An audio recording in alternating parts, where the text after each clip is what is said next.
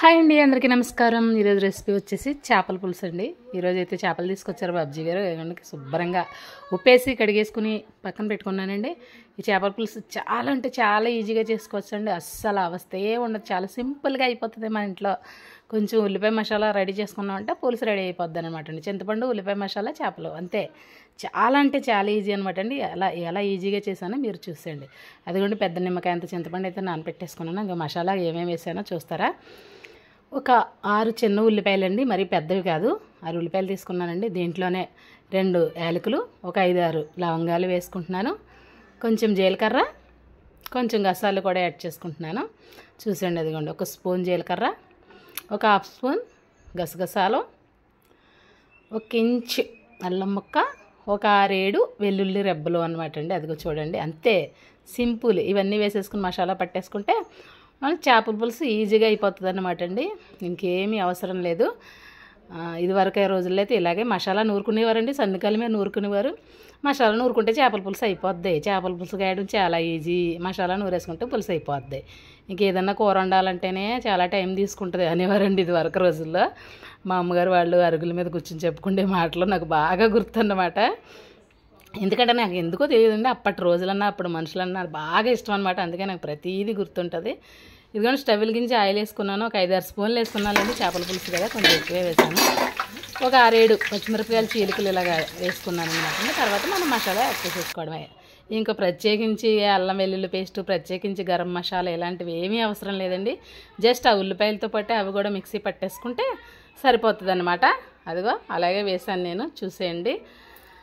పక్కన disturbances వినిపిస్తున్నాయా? Please ignore చేయండి. వాళ్ళని ఇంకా నేను ఆపలేను. ఇంకా మా ఇంటి దగ్గర ఎప్పుడు అదే గోల, అదే మోత అన్నమాట అండి. ఇంకా భరించలేకపోతున్నాం, కానీ తప్పదు.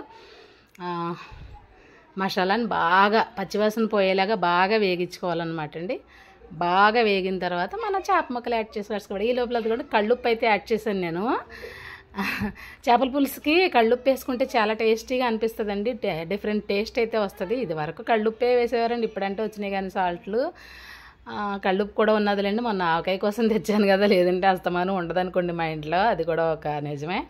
ఉంది కదా అని చెప్పేసి చేపల పులుసులో కళ్ళుప్పుని అయితే యాడ్ చేసుకున్నాను. మీరు రుచికి తగినట్టుగా మీరు సాల్ట్ అయినా వేసుకోవచ్చు, కళ్ళుప్పు ఉంటే కళ్ళుప్పు వేసుకోవచ్చు. అదే మసాలా బాగా వేగిన తర్వాత చేప ముక్కల్ని అయితే యాడ్ చేసేస్తున్నాను. చేప ముక్కలు కూడా కాసేపు అలా నూనెలో వేగితే టేస్టీగా ఉంటాయని చెప్పేసి కొంతమంది అయితే పులుసు పోసిన తర్వాత వేస్తారు. అలా కూడా చేయొచ్చు అనుకోండి. ఇదేంటంటే కలిపేటప్పుడు విడిపోతాయని భయపడతారండి కొంతమంది. మనం జాగ్రత్తగా కలుపుకుంటే పర్వాలేదు. ఇదేంటి అనుకుంటున్నారా? ఇది శనండి. శన ఉంటుంది కదా, గుడ్డు అని కూడా అంటారు.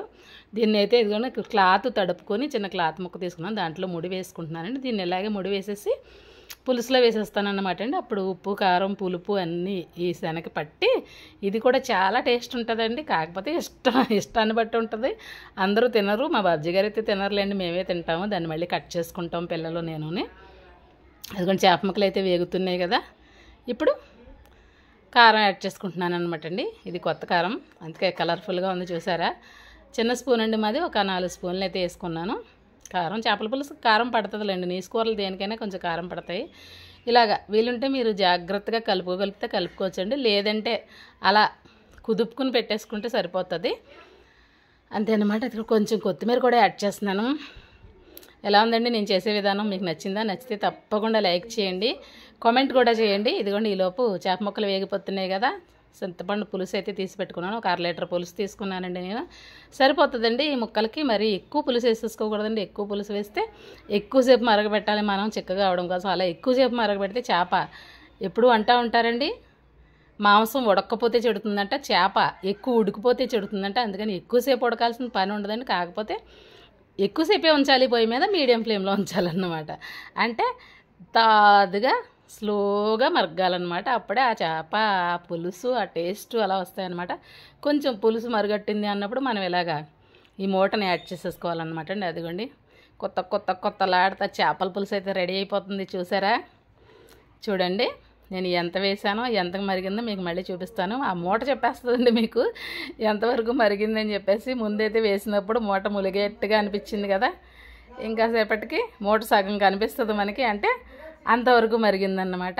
అది కూడా లో ఫ్లేమ్లో. లో అంటే మరీ లో కదండి, మీడియం ఫ్లేమ్ మీద అలా మరిగించుకోవాలి. వావ్, చూసారా ఎంత బాగుందో చేపల పులుసు. టేస్ట్ కూడా అలాగే ఉందండి, అద్దరిపోయింది. ఎందుకు ఆ మసాలా ఈ మసాలా ఆ పొడి ఈ పొడి అంటారు, అవన్నీ కాదు, ఇలా సింపుల్గానే బాగుంది కదా అని మళ్ళీ పాత రోజులు అయితే గుర్తు వచ్చాయన్నమాట. చూసారా మూట కనిపిస్తుంది ఇప్పుడు సగానికి. అదే చేపల పులుసు అయితే రెడీ అయిపోయింది అనమాట. ఈసారి మనం సర్వింగ్ బౌల్లోకి తీసుకొని సర్వ్ చేసేసుకోవడమే. కొంచెం చల్లారితేనే బాగుంటుందండి చేపల పులుసు, అందుకే ఉదయాన్నే పెట్టేశాను నేను మధ్యాహ్నం లంచ్లోకి. చూసారా ఆయిల్ సెపరేట్ అయిపోయింది. ఇది అనమాట అండి పులుసు మరిగింది అని చెప్పడానికి స్టేజ్ అనమాట. అలా కొత్తలాడుతూ ఉడుకుతుంది.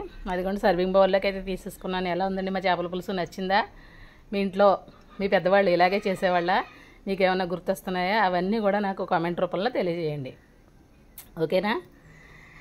నచ్చితే లైక్ చేయండి, షేర్ చేయండి, సబ్స్క్రైబ్ చేయండి. బాయ్ అండి.